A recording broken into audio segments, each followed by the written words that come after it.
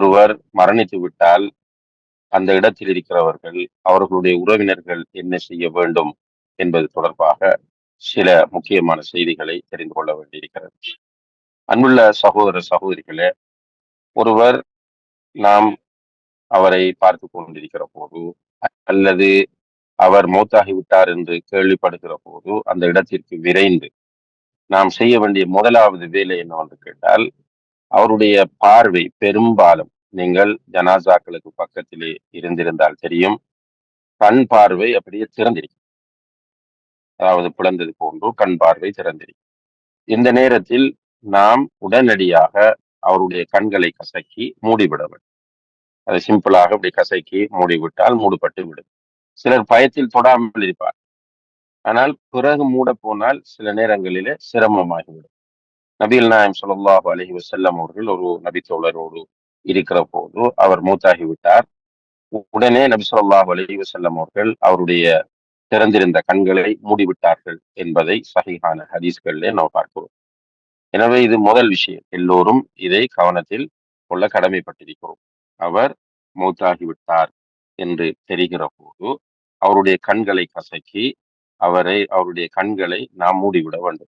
அதோடு அப்படி மூடுகிற போது அவருக்காக துஆ செய்வதும் சுன்னத்தாக இருக்கிறது. அல்லாஹும்ம ஃபிர் லஹு, அல்லாஹும்ம இர்ஃபஅஹு ஃபீ அல் மஹ்தியீன். அதாவது யா அல்லாஹ் இவருடைய பாவங்களை மன்னி, நேர்வழி பெற்றவர்களுடைய கூட்டத்தில் இவரை சேர்த்து வை என்று அவருக்காக துஆ செய்வது சுன்னத்தாக நபி ஸல்லல்லாஹு அலைஹி வஸல்லம் அவர்கள் அப்படி ஒரு துஆவை செய்திருக்கிறார்கள் என்பதை நாம் பார்க்கிறோம். அதற்கு பிறகு இப்ப மௌத்தாகிவிட்டார். சில நேரம் அவர் வீட்டுக்குள்ளே வைத்து மௌத்தாகியிருப்பார், ஒரு சேரிலே வைத்து மௌத்தாகியிருப்பார், அல்லது வாகனத்திலே வைத்து மௌத்தாகியிருப்பார். அந்த எந்த இடத்தில் நாம் இருக்கிறோமோ அந்த இடத்தில் உடனடியாக செய்ய வேண்டியது அவருடைய கண்களை கசக்கி மூடிவிட வேண்டும். இரண்டாவதாக அவரை கொண்டு வந்து ஒரு ஏதாவது ஒரு வசதியான இடம், ஒரு கட்டிலாக இருக்கலாம், அல்லது ஒரு நீண்ட மேசையாக இருக்கலாம், அல்லது நிலமாக இருக்கலாம். நிலத்தில் அவரை வைத்து அவர் அணிந்திருக்கிற ஆடைகளை ரிமூவ் பண்ணுவதற்கு முன்னால் அவரை முழுமையாக மூடக்கூடிய ஒரு துணியை நாம் ஏற்பாடு செய்து கொள்ள வேண்டும். அவரை முழுமையாக மூடி மறைக்கக்கூடிய ஒரு துணியை ஏற்பாடு செய்து கொள்ள வேண்டும். ஏற்பாடு செய்து கொண்டு அந்த துணியை வைத்து நாம் அவரை அவருடைய ஆடைகளை எல்லாம் களைந்து விட்டு அந்த துணியினால் அவரை மூடிவிட வேண்டும்.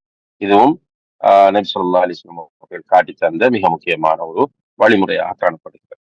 அப்ப அது ஆணாக இருந்தாலும் சரி, பெண்ணாக இருந்தாலும் சரி, ஒருவருடைய அவுரத்துகள் வெளியே தெரியாத அளவு திக்கான ஒரு துணியினால், அந்த துணி எந்த துணியாகவும் இருக்கலாம், வெள்ளையாக இருந்தால் சிறந்தது. என்றால் கஃன் கிடையாது இது. அந்த மையத்தை மூடி வைக்கிற துணியாகும். எனவே மூடி வைக்கிற துணி என்கிற வகையில் நாம் மூடி வைத்து விட வேண்டும். அதற்கு நான் ஏற்கனவே சொன்னது போல வெள்ளை துணி என்றால் சிறந்தது. அதல்லாத வேறு ஏதாவது துணிகளாக பெட்ஷீட்டாக இருக்கலாம், அல்லது வேறு துணிகளாக இருக்கலாம். ஆனால் முக்கியம் என்னவென்றால் அவருடைய அவுரத் தெரியாததாக, ஒரு கனமானதாக அந்த துணி இருக்க வேண்டும் என்பதை மாத்திரம் நாம் அந்த இடத்திலே கவனத்தில் கொள்ள வேண்டும். இப்ப மையத்தை முழுக்க மூடி விடுவது, அவருடைய ஆடைகளை களைந்து விட்டு அவரை மூடி வைத்துக் கொள்வது. அதே நேரத்தில் இப்ப மையத்தினுடைய கண்ட்ரோல் இருக்காது. மையத்தினுடைய கண்ட்ரோல் இருக்காது விட்டால் உடம்பில் உள்ளவைகள் எல்லாம், அழுக்குகள் எல்லாம் வெளியே வருவதற்கான வாய்ப்பு இருக்கிறது. அப்ப நம்ம வைக்கக்கூடிய இடம் அதற்கு பொருத்தமான இடமாகவும், அழுக்குகள், அசிங்கங்கள், வயிற்றில் உள்ள கழிவுகள் வெளியே வந்தால் அந்த கழிவுகளை சுத்தம் செய்வதற்கு பொருத்தமான இடமாகவும் அந்த இடத்தை நாம் தேர்வு செய்து கொள்வது என்பது மிகவும் பொருத்தமானதாகும். அதே போல அன்புள்ள சகோதர சகோதரிகளை, சிலர் அந்த மணக்குச்சிகளை அந்த இடங்களில் வைப்பார்கள். அது இபாதத் கிடையாது. மணக்குச்சிகளை வைப்பது என்பது வணக்கம் கிடையாது. இப்ப சில நேரங்கள்ல ஒரு மையத்திலிருந்து பேட் ஸ்மெல்ஸ் வரலாம், ஏதாவது கெட்ட வாடை வீசலாம். எனவே அந்த வாடைகளை சமாளிப்பதற்காக வேண்டி நாம் ஏர் ஃப்ரெஷ்னர் யூஸ் பண்ணலாம், அல்லது மணக்குச்சிகளை வைக்கலாம், அல்லது வேறு ஊது போன்ற புகைகளை பயன்படுத்தலாம். ஆனால் முக்கியம் என்னவென்று கேட்டால் இது ஒரு இபாதத் அல்ல என்ற விஷயம் நமக்கு தெளிவாகி விட வேண்டும். இதில் சிலர் நினைக்கிறார்கள் மௌத்தானவுடன் மையத்தினுடைய ஆடைகளை களைந்து விட்டு மையத்தை நாம் படுக்க வைத்து மூடி வைத்து விட்ட பிறகு மணக்குச்சி கொளுத்த வேண்டும் என்று நினைப்பது, அது ஒரு மார்க்கத்தில் உள்ளது போன்று நினைப்பது என்பது தவறாகும் எதுவும் கிடையாது.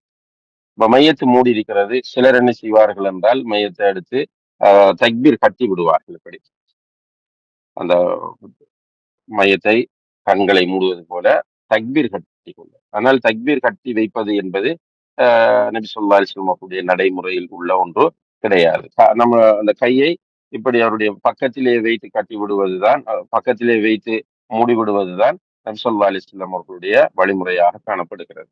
அதே போல சில நேரங்களில் அன்புள்ள சகோதர சகோதரி, எப்படி கண்களை நாம் மூடிவிட்டோமோ அதே போல மௌத்தானவருடைய அந்த ஜாயிண்டுகள் சில நேரங்கள் அப்படி கை இப்படி தூக்கிய மாதிரி. எனவே கையை உடைக்காமல் மென்மையாக அதை ரிலீஸ் பண்ணி நேராக ஆக்கி விடுவது என்பதும் அந்த மையத்துக்கு பக்கத்தில் இருக்கிறவர்கள் கவனிக்க வேண்டிய ஒரு மிக முக்கியமான செய்தியா. அப்ப ஒரு நேராக அவரை வைத்து துணியால் மூடி விடுவது, இவ்வளவுதான் நம்ம இம்மீடியட்டாக செய்ய வேண்டியது. இந்த மூடுகிற போது, அவரை வைக்கிற போது நமக்கு எந்த பகுதி வசதியோ அந்த பகுதிக்கு அவரை வைக்கலாம். கிபிலாவை கட்டாயமாக முன்னோக்கித்தான் வைக்க வேண்டும் என்ற அவசியம் கிடையாது. கிபிலாவை முன்னோக்கி, கிபிலாவை நோக்கி அவருடைய கால் வராமல் தலைப்பகுதி கிபிலாவை முன்னோக்கி இருந்தால் சிறந்தது.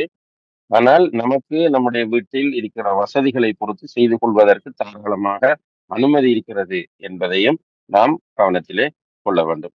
அதற்கு பிறகு குடும்பத்தில் உள்ளவர்கள், தெரிந்தவர்கள் வந்து மையத்தை திறந்து பார்த்து அந்த மையத்தினுடைய நெற்றியிலே முத்தமிடுகிற நடைமுறை சஹாபாக்களிடத்திலே இருந்திருக்கிறது என்பதை நாம் பார்க்கிறோம். அவர்கள் முத்தமிடுவார். இப்ப குறிப்பாக நாம் பார்க்கிற போது ஸல்லல்லாஹு அலைஹி வஸல்லம் அவர்கள் மௌத்தான நேரத்தில் அவர்களை ஒரு துணியால் முழுக்க மூடி வைத்து விட்டார். துணியால் மூடி வைத்த நேரத்தில் உமர் ரலியல்லாஹு அவர்கள் வந்து அங்கே சில செய்திகளை பேசுகிறார்கள். ஆனால் அபூபக்கர் ரலியல்லாஹு அவர்கள் வந்து எதுவும் பேசவில்லை. அவர்கள் வந்து ரசூலுல்லாஹி அலைஹி வஸல்லம் அவர்களுடைய அந்த முகத்தில் இருந்த துணியை நீக்கிவிட்டு அவர்களுடைய நெற்றியிலே முத்தமிட்டு அழுதார்கள் என்பதை நாம் பார்க்கிறோம். மௌத்தானவருடைய நெற்றியில் முத்தமிடுவது, அழுவது என்பது நமக்கு அனுமதிக்கப்பட்ட ஒன்றாக இருக்கிறது.